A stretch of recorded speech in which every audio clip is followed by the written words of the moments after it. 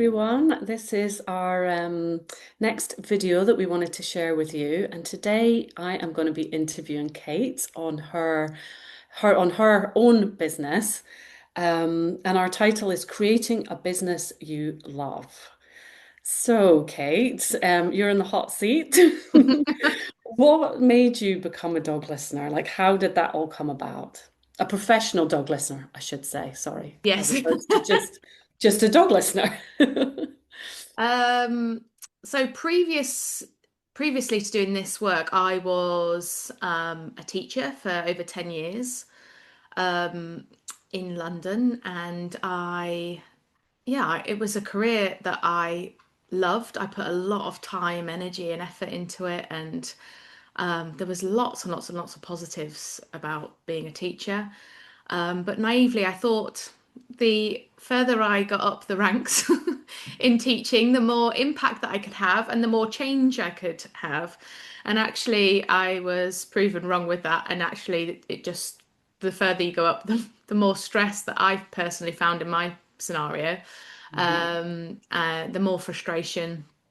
And I just got to a point where, yeah, I was completely burnt out and I just couldn't do it anymore. And I fell out of love with teaching.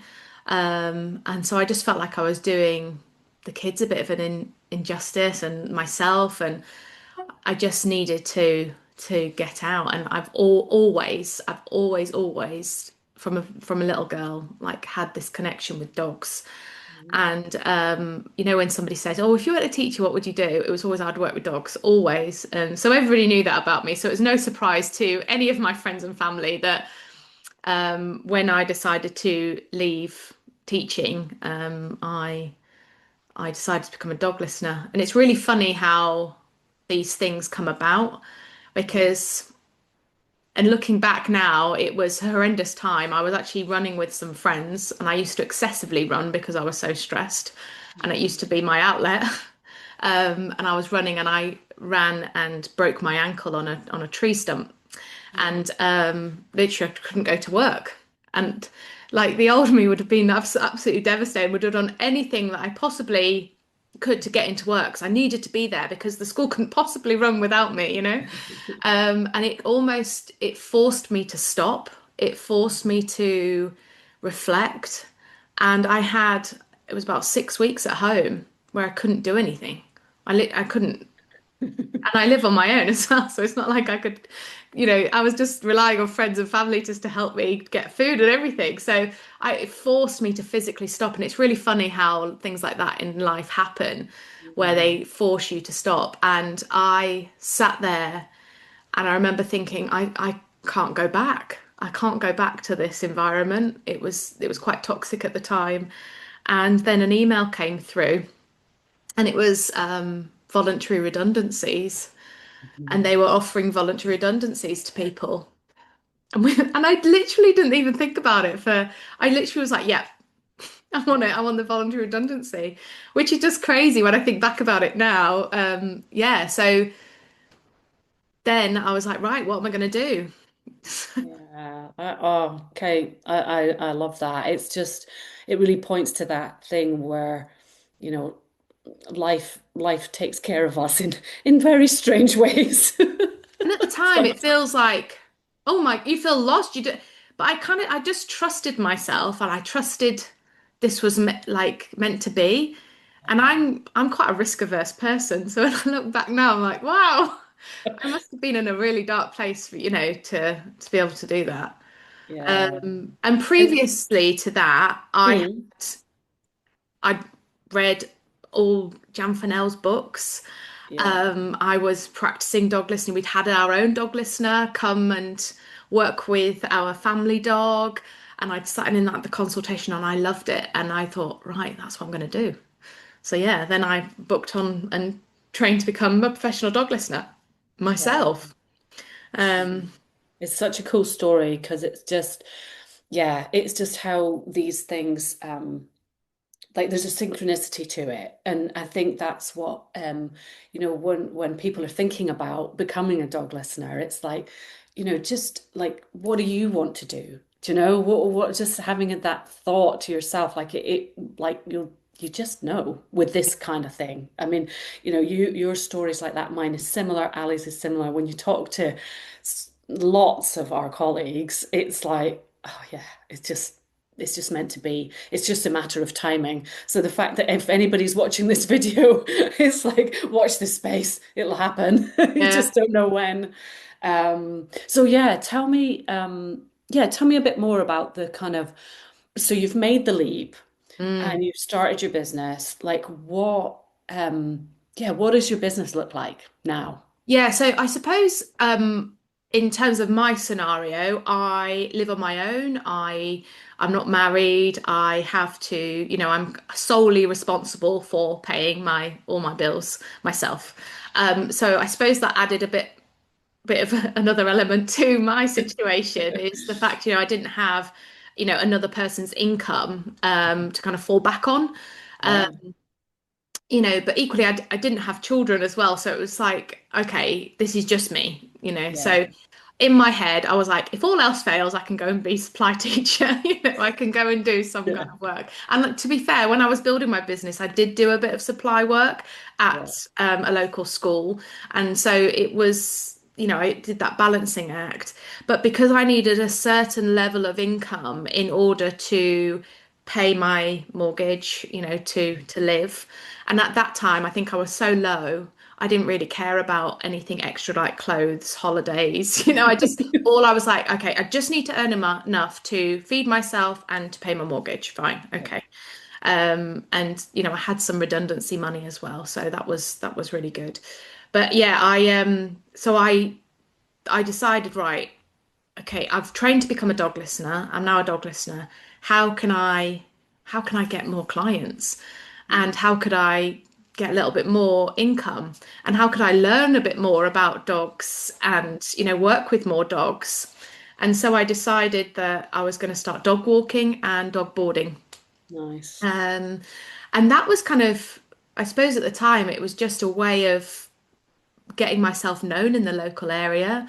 And yeah, that started and it was very popular very quickly. Yeah. I became very, very busy very quickly. And so then the supply work stopped and the dog listening. And, I really enjoyed seeing how dogs were together and looking at all their personalities. I learned so much through all of that work as well. And it did get me known in the local area and it did bring me more dog listening business and that so that worked really really well and then COVID happened Yeah.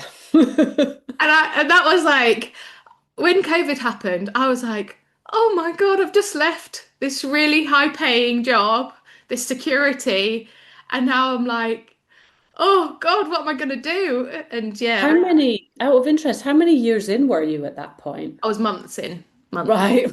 Okay. Yeah. I didn't realize it was that soon. Yeah, and I just had another lady who now works for me called Emma, and she just started doing some dog walking with me as well. Take it because I was so busy, Yeah. and yeah, and it just all stopped overnight. It was oh God, that feeling of panic. Yeah. Yeah, and yeah, to sign on to Universal Credit for the first time in my life, and Yeah. but yeah, it just all worked out. It all worked out, and actually, what happened is over COVID, everyone got a dog. Everybody got a dog. So what I thought might kill my business boosted my business. And when we came back after lockdown, I was inundated. Oh my goodness, it was crazy. And then everybody was going back to work. There was lots of dogs with separation anxiety. It just went crazy. Yeah, Um, it really did. so then my dog walking and boarding business expanded. And I Hmm. now have four ladies that work for me, doing the walking, boarding, and daycare in their homes. Yeah, and I kind of just manage all the admin side around that. I still do a little bit of it myself as well. I was So about to say, you've got, I don't know if I can see her, but there's a little, yeah, we've got there's a a, we've got a boarding dog here, Amber, yeah, at the moment. So yeah, it just this business model just developed it's not something I had in mind. In my mind, I was like, I just need to earn enough money to do this. And Yeah. this business just developed. And when my ladies then came to work for me, I then had more freedom to then work on the dog listening side of my business. And that's when I started to really experiment and play around with creating online courses Yeah. to teach people about dog listening. And that's when that side of the business then developed as well. So yeah, and it all just naturally developed, you know. Yeah, it's amazing. I can see, I can really see the whole evolving of it, from the kind of start to where you are now. And what would you say is the best bit of it now? Like as you're kind of sitting here, the way the business looks today, yeah, Yeah, I feel incredibly lucky. Like, well, not lucky. I don't think it's luck. It's obviously something that I've done, but I feel like sometimes I sit back and go, "Wow, this business is it just happened." Like, and I think it just came from, I'm a very resilient person. I'm very motivated, and but with this, it just kind of naturally developed, which was so lovely. And I think the best bit about it is I have got freedom to work from anywhere in the world. yeah, And because all my dog walking and boarding ladies who work for me, incredible, incredible team of people I've got. They love the fact that I do all the admin side of it. They don't want to do any of that. They love the fact they can just rock up and walk dogs or have dogs into their home and not have to worry about anything else. And I do that. And I do a lot of charity work in Uganda. Got a school out there that I support, so I go out there about 3 times a year, and it's given me, because I could have never done that as a teacher, yeah, it's given yeah, me that freedom to be able to go out to Uganda and spend some, I'm about to go out there for over a month and a half. yeah, I can go out there and I can give back in the way that I want to Uganda through this school that we've got there.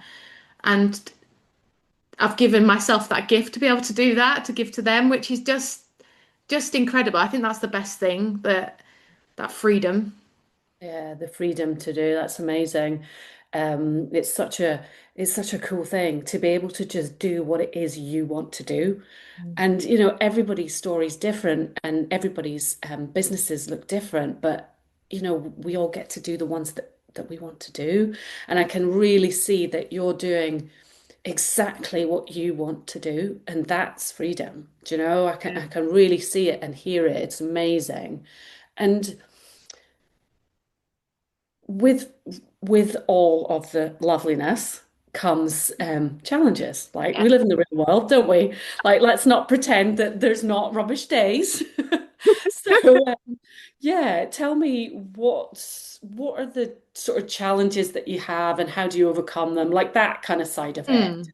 so we can I think be in the real. early days it was financial. Am I going to be able to support myself? That was hard. It was a worry for Yeah, me. yeah, But I feel like I've created a model now that does bring me consistent income. So the dog walking and boarding business is my bread and butter, if you like that.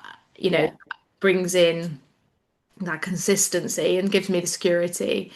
And then the dog listening business, it does go like this, that the income is unpredictable. Well, it's not unpredictable, but it ebbs and flows. yeah, And I know that when I'm going to launch something or I put time and effort into something, I'll bring in some income.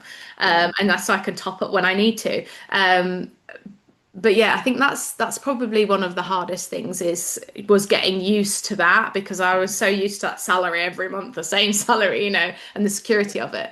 And another thing I felt was hard was working on my own, mm, especially in those early days before I found you and Ali and other dog listeners, and we created this connection. And I think that's what spurred me to go and actually, find, right, okay, I need to find other people like me to yeah, connect with because I felt lonely, I felt like oh God, this is quite a lot to be doing on my own. I needed that connection, that support network, Yeah.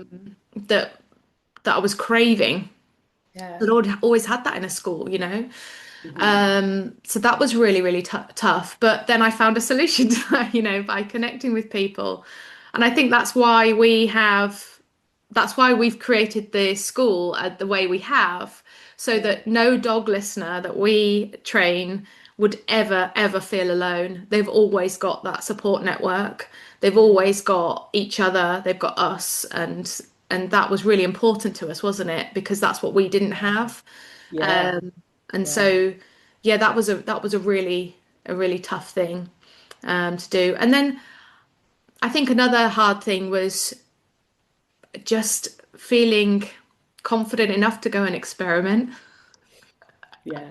and to go, let's try this and see what happens without worrying what people thought or, you know, and it took a while. But now, you know, I just go and try stuff and see if it doesn't work. Okay, I'll try the next thing. Whereas I think that fear of failure before I need to get it right first time, otherwise I'm a failure. And I think that's a lot of personal development that my business has helped me with as well, which I'm Yeah. really grateful for as well, because that's really helped me with my own personal development. So yeah. Yeah, I love that. And there are rubbish days. There are days where you think, "Oh my God, what have I done? Why am I doing this?" But when you've got people like a sounding board, people to speak to, people that will understand because they're going through the same thing, rather than, sitting on your own in your house going, "Oh God, what am I going to do with this situation or that situation or whatever?" Because like we always talk about, every day is different. Every client is different. Every dog is different. And they throw up all sorts of things. And you don't necessarily know the answer that second, do you? Sometimes you're like, oh yeah, I haven't come across that before. I'm going to go and ask somebody. Yeah. And that's okay. We're not dealing with robots for a start. And we're not robots. Yeah. So we're constantly learning. Yeah, I love that. I think it's getting okay, feeling okay with being scared, being Yeah. fearful about Yeah. like, and I think sometimes we protect ourselves so much from that feeling of being scared or feeling anxious, and it's just getting okay with it. 100%. Um, and then I just wanted to ask you, like, just a note that I had here. Looking back, is there something that you wish you had known then? Mm. I obviously wish I'd known back then that it was all going to be okay. Yeah, it's It was that all simple, going to isn't work. it? Yeah. Yeah, I wish that I'd known that I was going to be living my best life now Yeah. because, you know, and I think we've just got to sometimes trust the process Yeah. and go, if you're kind of listening to this and you're going, this is something I really want to do, but I'm scared I'm not going to have enough money. I'm scared I'm not going to be very good at it. I'm scared of this. It's just pushing all of that to the side and going with that, I know I want to do this, Yeah. you know, and there was 1,000 reasons why I shouldn't leave teaching. You know, my own father was absolutely mortified. He was like, "What the hell are you doing? Yeah. How can Horrified. he was really worried for me." And I Yeah, understand yeah, yeah. that. But now, like, he sees what I've created and he's so proud of me. And I'm very proud of myself as well, you know, and I think for anybody listening, just know that go with that feeling of I know this is right for me and everything else will work itself out. Yeah. Yeah, and yeah, so I think that that's what I That's it. Yeah. And I think, yeah, you've answered my last question because if you are watching this and you're thinking about it, but you're unsure and you're unsure if it's even a possibility, if it's even possible, I would say, just think what's your first step in yeah. finding out more about it. Do you know? It's like yeah, just take that next step. We can get so wrapped up in thinking about the future that we don't focus on the now, do we? And when Yeah. I look back now, I really was taking those naturally, which was Yes. so uncharacteristic of me when I look back at it, actually. And just trusting that process. And you know, now. I want to say this to give other people that kind of realization that this is possible. I am earning more now than I ever did as an assistant head teacher in a secondary school in London, which I never ever thought that that was ever possible. I really didn't. Yeah. And to be able to say that, yeah, it's incredible. And Yes. other people can have that too. Yeah, and the world needs more professional dog listeners. That's the Absolutely. thing. Absolutely. They, there is a demand. Let's just say that. Mm. So yeah, oh, that's great. Thank you so much, Kate. You've answered all my questions beautifully. I don't think I've You're got very any welcome. more. I just wanted to say that next time on our video, we are going to be meeting one of our students. So this is really exciting because it's kind of like we can tell you our stories, but now we actually have students qualifying from the school and they are just starting out in creating their business. So they're obviously, at different stages. So I can't wait to publish that one. So that will be the next one. You'll hear from one of our students and where they're at and how they're doing as they kind of, it's like we kind of let them fly off into Yeah. the world as professional dog listeners. It's like, oh. So you'll get to hear from one of them, which will be really cool. And as always, like and subscribe the video. And underneath, if you do want to reach out to either myself or Kate or Ali, if you know Ali, then our email and our website and all the things are there. All right. Thanks Thank so you. much, guys.